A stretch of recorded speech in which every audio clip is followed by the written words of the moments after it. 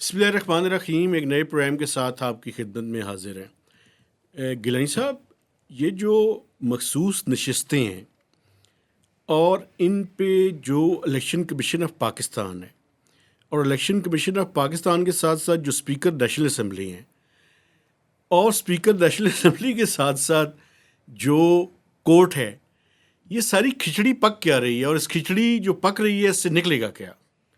पता नहीं, खिचड़ी कहीं जाली ना जाए, खिचड़ी लग रहा है जी लेकिन अजीबोगरीब सूरत हाल उस तरह से है कि खिचड़ी तो बहुत दिनों से पक रही है। ठीक है। एक तो आपने कहा जी कि मखसूस नशिस्तें, तो इनको मैंने पहले भी आपसे गुजारिश की थी कि इनको नशिस्त हाय मखसूसा बयान किया करें, क्योंकि मामलात ऐसे ही हैं कुछ फ़ज़ाए मखसूसा की तरह हसास हसा की तरह ये बड़े हसास मौज़ूआत बन अब गए। आप गुफ्तगू को किसी और तरफ न ले जाएं। नहीं आपकी बड़ी मैं सही मेहरबानी। तरफ ले जा रहा हूँ, सेंसिटिव मामलात हैं ये बहुत। अब लग रहा है ये कुछ लोगों को ये शुबा है कि ये जो कॉन्स्टिट्यूशनल अमेंडमेंट वाली एक एफर्ट हुई जिसमें मौलाना फजलुर रहमान फिर वो उनके काबू में नहीं आए, तो अब एक प्लान बी की तरफ जाने की तरफ मुझे लग रहा है कि प्लान बी की क्या? तरफ।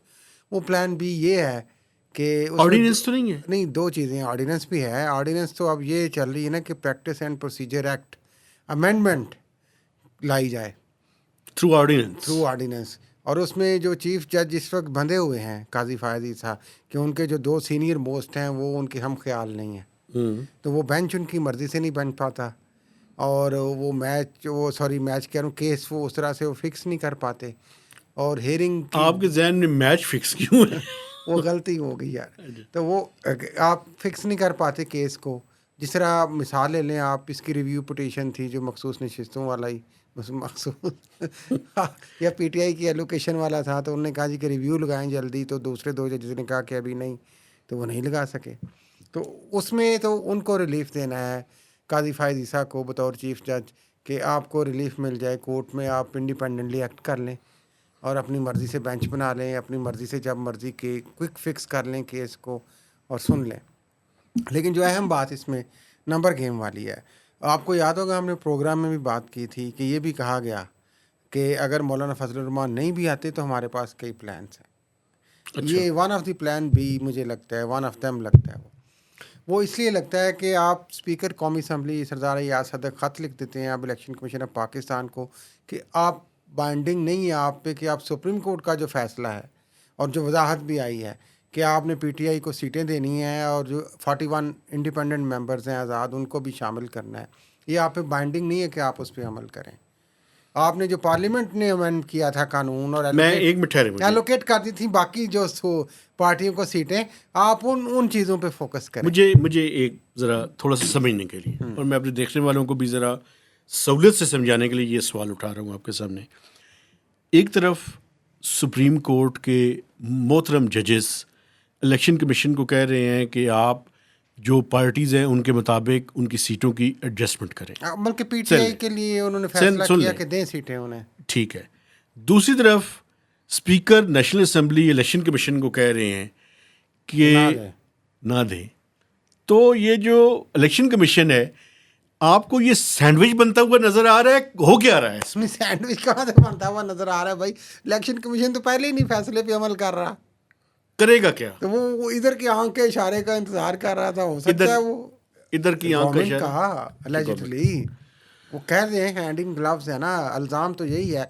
अब ये तो हमारे जो प्यारे चीफ साहब हैं जो आपके बकौल यूट्यूब देखते रहते हैं, सिकंदर सुल्तान राजा का भी बयान करें, कुछ बताएं तो हम उनका मौक़िफ़ पेश करें। अभी तक तो allegedly वो हैंड इन ग्लव्स हैं गवर्नमेंट के साथ, तो वो तो चाहते हैं कि गवर्नमेंट जिस तरह चाह रही है वो हो। स्कूत तारी है, स्कूत के अंदर बहुत कुछ हो रहा है नीचे। तो अब ये जो नीचे से होगा क्या? अब ये इसके साथ साथ आपको पता है पंजाब असम्बली के स्पीकर ने भी खत लिख दिया साथ ही, और उन्होंने भी कहा कि हमें एलोकेट सीटें आप दें जो हमारी बनती हैं आप वो नए कानून के तहत। अब जो एक प्लान बी नज़र आ रहा है वो ये आ रहा है कि अगर उस तरीके से नंबर गेम पूरी नहीं होती तो आप इस तरीके से नंबर गेम पूरी कर लें। आप इलेक्शन कमीशन चाहे वो फिल फॉर कोई नहीं 1-2 दिन में नोटिफिकेशन कर देता है, या वज़ीर आज़म चूँकि अब तो अमेरिका जाने वाले हैं, उनकी बात करेंगे, वो वापस आएंगे तो। है। लेकिन वो 2-3-4 दिन से ज़्यादा प्राइम मिनिस्टर ने ठहरना नहीं है उधर, ये भी मैं आपको बता दूं। जाना है, उन्होंने लंदन भी जाना है बीच में। लंदन जाके भी ज़्यादा दिन नहीं और ठहरना। एक हफ्ते का है प्लान। आगे आके वो नंबर गेम पूरी करके जल्दी जल्दी से अगर कोशिश करेंगे कि सुप्रीम कोर्ट कोई ना जाए, और वो सारा एक कोशिश हो सकती है। ये इम्प्रेशन ये है कि कोशिश है कि इस तरीके से हम नंबर गेम पूरी कर लें। बाद में देखें सुप्रीम कोर्ट जब आइनी कोर्ट बन गई, फ़र्ज़ करें नए चीफ जज वहाँ पे लग गए, एक इधर लग गए, फिर वो बाद में देखी जाएगा क्या होगा क्या नहीं होगा। फ़िलहाल तो डंक टपाओ काम हमारा हो जाएगा। असल में आपके ख्याल में सीटों की एलोकेशन के लिए एक ऑर्डिनेंस लाकर इनेबलिंग इन्वायरमेंट ऑर्डिनेंस क्रिएट, ना हो, इलेक्शन कमीशन ही नोटिफिकेशन कर दे कि हम दोबारा अलाट कर रहे हैं, लेकिन अगर ऑर्डिनेंस भी ले आए तो ले आए तो वही बात है ना, वो फिर सेशन तो कॉल ही करना पड़ेगा ना आपको। लेकिन उसमें टाइम मिल जाता है ना आपको। टाइम मिल जाएगा, लेकिन ऑर्डिनेंस इमीडिएटली चैलेंज भी हो जाता है ना। मसला ये है तो कि चैलेंज हो जाए ना। हो जाएगा। चैलेंज क्या, कितने फौरी तौर पे तो नहीं होगा, नहीं, एक इतनी देर में जो करना है वो ये कर नहीं देंगे। नहीं, फौरी नहीं, ये ऑर्डिनेंस तो फौरी तौर पे भी चैलेंज हो नहीं, सकता है। चैलेंज तो हो जाएगा, लेकिन चैलेंज का फैसला नहीं इतनी जल्दी होता ना भाई। और मकसद ये सारी देखें, इस खिचड़ी का मकसद ये है, क्या है, खींचातानी है कि सुप्रीम कोर्ट में अगर कोई ऐसा, जो पहले भी हमने बात की कि अगर कोई ऐसा फैसला आता है जो रियासत और हुकूमत समझती है कि उनके मुआफ़क नहीं है, या पीटीआई के हक़ में है, चूँकि इमरान खान, अब रियासत समझती है कि इमरान खान इस वक्त जो है वो पाकिस्तान की कौम के लिए बतौर सियासी जमात, बतौर सियासी लीडर मुनासिब नहीं है, तो रियासत और हुकूमत चूँकि हैंड इन ग्लव हैं अब, तो वो तो ये चाहते हैं ना कि वो ना हो, तो इसलिए वो इसलिए नंबर गेम पूरी करना चाह रहे हैं कि अगर फिर बिल फ़र्ज़ वहाँ पे कोई ऐसा फ़ैसला आ जाता है, उससे पहले ही हम अपनी नंबर गेम पूरी कर लें, अपना गेम प्लान पूरा कर लें। ये मसला है जनाब। अच्छा, एक और मैं आपके सामने एक सवाल पूछना चाहता हूँ, उससे पहले कि हम इकॉनमी की एक इम्पॉर्टेंट खबर के ऊपर जाएं। आज हुकूमत की तरफ से जो हुकूमती वज़रा हैं और पार्लिमानी उनके लोग हैं, वो ये दावा कर रहे हैं कि उन्होंने जो प्रपोज्ड अमेंडमेंट पैकेज है वो फाइनल कर लिया है और कुछ लीडर्स के साथ उन्होंने शेयर भी किया है।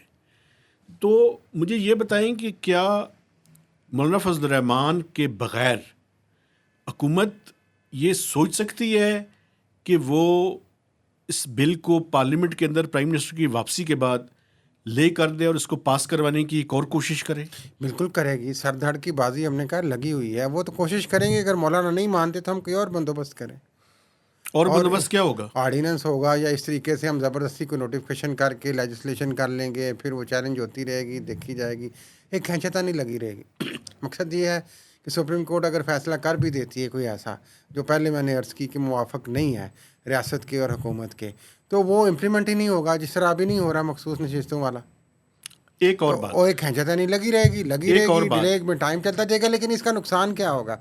इसका नुकसान होगा सोसाइटी को, हुकूमत को, रियासत को, और पॉलिटिकल इंस्टेबिलिटी इससे बढ़ती जाएगी, इससे इनइफेक्टिवनेस बढ़ती जाएगी, एक और बात बड़ी सिस्टम आपका इम्पोर्टेंट है। मुअत्तल हो जाएगा, अल्टीमेटली आपको कुछ एक करना और पड़ेगा। बात, ये जो कॉन्स्टिट्यूशनल अमेंडमेंट पैकेज है, आप क्या समझते हैं कि ये हर सूरत में चीफ जस्टिस साहब को एक्सटेंशन देना चाहते हैं? ये चाहते हैं कि किसी तरीके से उनको बरकरार रखा जाए?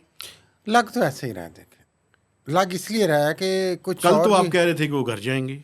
मैं तो अभी भी कह रहा हूँ कि ज़्यादा हम कहना भी घर जाने का ही है, लेकिन हुकूमत की तवक्कुआत की हम बात कर रहे हैं ठीक है, कि उनकी कोशिश है। उनकी कोशिशें उधर से वाबस्ता है। ठीक है। इसीलिए तो देखें, आप practice and procedure act amendment क्यों ला रहे हैं? अच्छा, मैं आज क्यों आपको ला रहे हैं बताऊं, आप? मैं आज इसलिए ला रहे हैं कि आप वो उनके ख्याल में काजी फायदी साहब वो काम कर देंगे, या वो काम नहीं होने देंगे जो वो चाहते हैं कि ना हो। आज मेरी कुछ लोगों से मुलाकात हुई है। जी, मैंने उनसे जो सवाल आपसे पूछ रहा हूँ, मैंने उनसे भी पूछा है। मैंने उनसे कहा है कि आप ये बताएं कि हुकूमत इतने जल्दी में क्यों है। जो जवाब उनका आया था मुझे तो नहीं पता, मैं उनका जवाब सुना दें जी। सुनाना चाहता हूँ। उन्होंने कहा कि असल में हुकूमत ये चाहती है कि जो चीफ़ जस्टिस हैं उनको हर सूरत में ये बरकरार रखना चाहते हैं, अपने साथ रखना चाहते हैं। जी, इसी के ज़रिए इन्होंने जो आईनी अदालत है उसके मामलात को भी मैनेज करना है और बाकी सुप्रीम कोर्ट की चीज़ों को भी मैनेज करना है। केमिस्ट्री मिल गई है ना जी, तो इसलिए ये हुकूमत जो है वो जल्दी में सरदार नज़र की आ रही बाजी है। 25 अक्टूबर की जल्दी है। तो मैंने उन्हें पूछा कि आप क्या समझते हैं कि ये हुकूमत चल सकेगी? क्या इस हुकूमत को डेडलाइन तो नहीं दे दी गई? तो उन्होंने कहा कि इनके तो हर काम की डेडलाइन है, इनकी डेडलाइन तो पहले ही क्रॉस हो चुकी है। तो मैंने उनसे पूछा कि मुझे ये बताएं कि फिर उसके बाद क्या होगा। उन्होंने कहा जी इसके बाद तो अल्लाह को पता है क्या होगा, लेकिन चीज़ें अगले 3 से 6 महीनों के दौरान बड़ी फ्लूइड है। ऐसे ही है, ऐसे ही है। लेकिन ये जो आप कह रहे थे ना बात, इसलिए मैं ये कह रहा था कि हुकूमत चलेगी, अगर हुकूमत नहीं चलेगी तो हुकूमत चली जाएगी। ये होगा। चलने से क्या मुराद है? ये डिलीवर करना। ये जो वो रियासत चाहती है वो करवाएं, अच्छा, वो करवाएं। देखें, बुनियादी इशू मैं बार बार अर्ज़ कर रहा हूँ, इसीलिए वो ये है कि इमरान खान और रियासत के जो ताकतवर पिलर्स हैं, मिलिट्री इस्टेब्लिशमेंट, बदकिस्मती से वो एक दूसरे की ज़िद बने हुए हैं। ठीक है। मसला ये नहीं है कि हुकूमत ये चाहती है ये ऐसा हो कि ऐसा ना हो। इस वक्त फोकस ये है सुप्रीम कोर्ट से कि जो वो चाहते हैं उसके उल्ट ना हो जाए। ठीक है। मकसद ये नहीं है कि मतलूबा नताइज के उल्ट ना हो जाए। हमारा काम ना किया जाए, उससे उन्हें गर्ज नहीं है। वो कह रहे हैं कि उनको कोई रिलीफ ना मिल जाए, अच्छा, मुझे ये बताएं उसको कि रोकना है। इसको ये सारी कोशिश उसके लिए। अब इसलिए कई जय्यद सहाफ़ी, मैंने ये भी सुना है, वो अब तो ये बात भी कर रहे हैं कि अगर 25 अक्टूबर तक काजी फ़ायद ईसा अपेरेंटली इस हद तक लाज़िम मलज़ूम नज़र आ रहे हैं, वो कह रहे हैं कि अगर 25 अक्टूबर तक कॉन्स्टिट्यूशनल अमेंडमेंट नहीं होती, मतलूबा नताइज उस तरह से नहीं मिलते, तो हो सकता है एमरजेंसी की तरफ जाया जाए। कौन जाएगा? वो बड़े घर वाले जाएंगे और वज़ीर आज़म घर जाएंगे। घर जाएंगे। हाँ जी, इसका मतलब है कि टाइम नहीं है ना। Time we are running against the time. Frustration deadline. अच्छा, फ्रस्ट्रेशन, डेडलाइन नहीं है, फ्रस्ट्रेशन बढ़ अच्छा, रही मुझे है। एक और ऊपर से वकला की तहरीक का भी इंदिया आ गया है। अब वकला में तकसीम भी हो रही है। ज़ाहिर है जो इस वक्त जो नुमाइंदा तंजीमें हैं, बाय द वे आखिरी बात इस पर मैं कर लूँ, पाकिस्तान बार काउंसिल और सुप्रीम कोर्ट बार एसोसिएशन, इत्तेफाक से ये प्रो गवर्नमेंट जो लोग हैं, वकला हैं, ये उन वो लोग जीत गए हैं। तो वो जो तंजीमें हैं वो हुकूमत के हाथ में है। तंजीमों के नीचे जो बाकी सिस्टम है, जिस तरह वकला कन्वेंशन अब अपोजिशन के हो रहे हैं, वो एक तहरीक का इंदिया दे रहे हैं। और वो जितने पुराने सरकर्दा जो वकला तहरीक के थे, अली अहमद कुर, दावद साकी, बाकी लोग, ये सारे एक्टिव हो रहे हैं। तो अब ये एक मैदान जंग उस तरफ से भी बनना है। आप देखिएगा कि आप बेशक पास कर लें इस कानून को बिलफर्ज, लेकिन ये तहरीक सुप्रीम कोर्ट में काजी फ़ायद ईसा के लिए बहुत सारे मसाइल पैदा कर सकती है, कोर्ट के अंदर भी। ठीक है।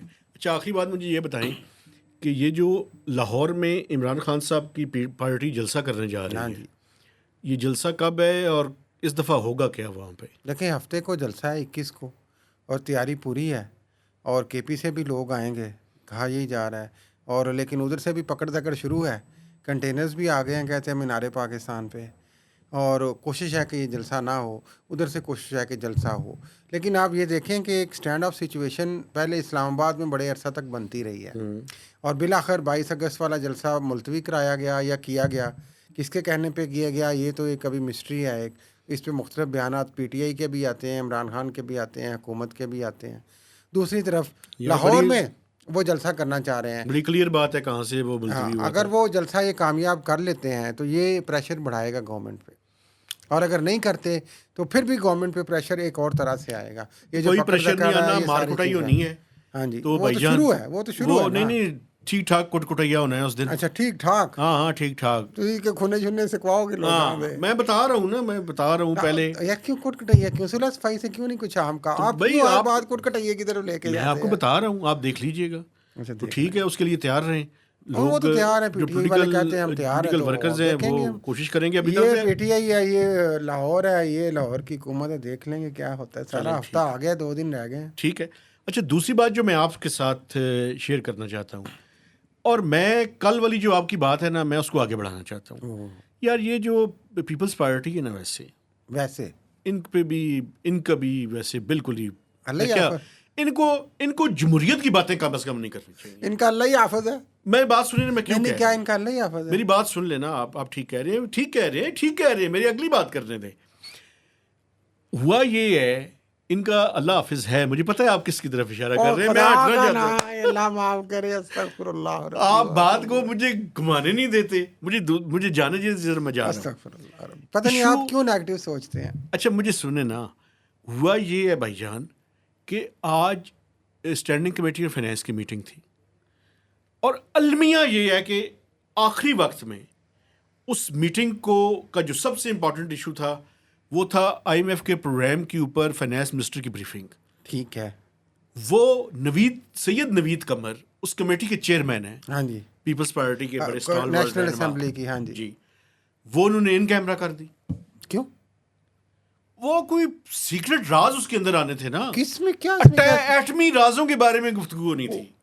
वाकई मैं आपको यार मतलब यही है। इसीलिए ये एक वो फुलझड़ी सी चल रही थी टीवी पे, आपने सुनी होगी कि वो पुराना स्टेटमेंट इसाक डार से मंसूब कि इसाक डार कहते हैं कि मैंने किसी से कोई आईईए के किसी नुमाइंदे से कोई मुलाकात नहीं की। क्या वाकई पता नहीं, मुझे नहीं कोई पता। इस तरह की न्यूक्लियर एसेट्स गिरवी मुझे नहीं रखने की पता। जो बातें पहले होती रही हैं। सर मुझे नहीं पता, मुझे एक बात नहीं, का आप पता है। मजाक में कह रहे हैं या वाकई एटमी को ही? नहीं मजाक कर रहा हूं, मैं ये कह रहा हूं कि आईएमएफ के प्रोग्राम में सारी चीजें तय हो चुकी हैं। नहीं, उसमें कौन सा सीक्रेट था? इसमें और उससे बढ़ के भाई कल ही वजीर मोहतरम आपके जो दूल्हा मियाँ औरंगजेब साहब ने ये भी फरमाया कि वेबसाइट पे हर चीज़ अवेलेबल करेंगे। वैसे तो ये सागडार ने भी कहा था, पता नहीं थी हुई थी कि नहीं हुई वो थी। नहीं, आईएमएफ का प्रोग्राम उन्होंने कहा ये कोई तमाम कमाल नहीं शराइत है। हर चीज़ वो ये तो कोई आईएमएफ की वेबसाइट पे भी बड़ी आईएमएफ की होती है। वेबसाइट पे आप डाल देते हैं, आपका क्या कमाल है। हाँ, तो इसमें सीक्रेट क्या भाई है बात? मैं आप? यही तो कह रहा हूं ना कि ये peoples party hands in gloves है ये।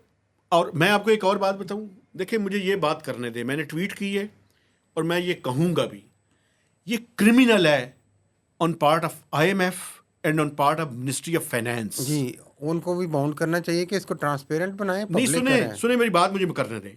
ये क्रिमिनल है आईएमएफ के पार्ट पे भी, फाइनेंस मिनिस्ट्री के पार्ट पे भी, कि जो हमने $600 मिलियन का स्टैंडर्ड चार्टर्ड बैंक का लोन लिया है। हाँ जी, बहुत हैवी लोन है वो 11% से ज्यादा की कॉस्ट के ऊपर है, और एक ऐसे वक्त में है जब मुझ जैसा एक नाअहल रिपोर्टर ये लिख रहा था कि फेड रिजर्व्स का कम से कम 25 बेसिस पॉइंट्स कम होने वाले हैं, और कल का उनका जो ऐलान है वो 50 बेसिस पॉइंट्स कम है। वो डबल हो गया। ठीक है, तो ऐसे वक्त में आपकी टर्म शीट आपने फाइनल कर दी है, गलत आप किया है। अभी पैसे विड्रॉ नहीं किए, आपने ड्रॉ नहीं किए, अभी भी रिव्यू लेकिन करें। टर्म शीट फाइनल हो चुकी है। आईएमएफ ने क्यों फोर्स किया?